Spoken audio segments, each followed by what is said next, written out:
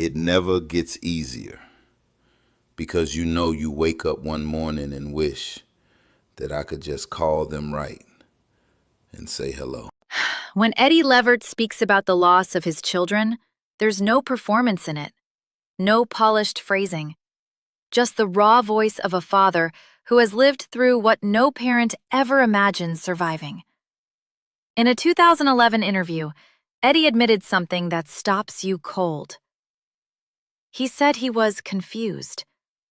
Confused not just by the losses themselves, but by the haunting question that never fully leaves a grieving parent. Could I have done something differently? He openly wrestled with that thought, even while acknowledging the painful truth that nothing he could do now would change what had already happened. That honesty matters, because Eddie never pretended grief has a clean ending. He once said the pain doesn't fade with time. It doesn't soften. It simply becomes something you carry.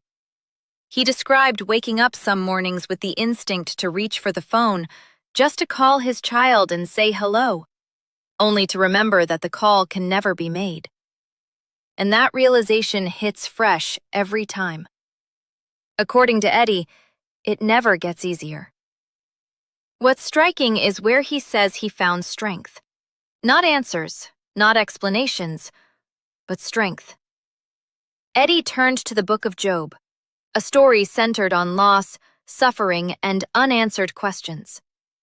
He shared that his closeness with God helped him endure what felt unbearable.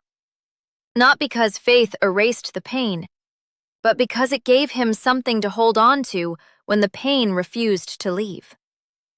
And then, decades after losing his sons, tragedy struck again. In December 2024, Eddie Levert lost his 22-year-old daughter Ryan to lupus, another devastating blow in a life already marked by profound grief.